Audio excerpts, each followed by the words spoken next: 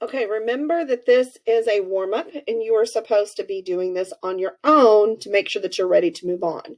So at this point, you need to push pause. You need to write all the answers to these problems on your desk and then come back and push play to the rest of it and see if you have your answers correct. That is the expectation. If you are in class, if you are at home, then that is the expectation as well. So we're going to solve these, and I'm going to do them by doing the best I can to write them. But these are two-step equations where you have to isolate the variable. So to isolate the variable, you're going to move all of the coefficients and constants and all those things away. So I'm using the inverse. The inverse of adding 2 is subtracting 2. So I'm going to subtract 2 from both sides, and you'll be left with 4x equals 16. This means 4 times x, so I'm going to divide both sides by 4.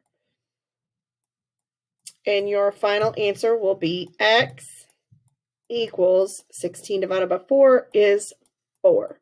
So if you got that answer right on your desk, good job. Number 2, you're going to, and I'm going to draw this a little different because some of my students like it this way. So I'm going to move this by using the inverse operation, which is plus 5.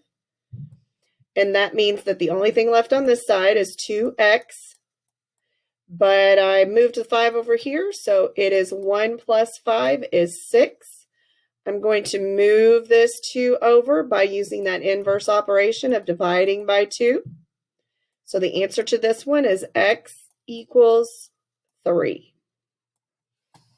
This one down here, so same thing. It looks funny because it has a fraction, but it's not. That fraction just means divide. So I'm going to move the plus 3 over by subtracting 3 from both sides. You're left with x over 2 equals 8 minus 3 is 5. Now this means x divided by 2. So to move that over, you're going to multiply by 2. And you're left with x equals 10. Over here, I'm going to go back to the old way, the other way. What I do to one side of the equal sign, I do to the other side of the equal sign. So I subtract 2 from both sides. You're left with 3x equals 18. Going to do the divide 3 to move that 3 away. Your answer to this one will be x equals 6. On this one, we are going to add that inverse property. Add 5 to both sides. You'll end up with 5x equals 65. This is 5 times x, so I'm going to divide both sides by 5. Your answer will be x equals 13. This one, same thing. You're going to add 3 to both sides. You're left with x over 4 equals 2 plus 3 is 5.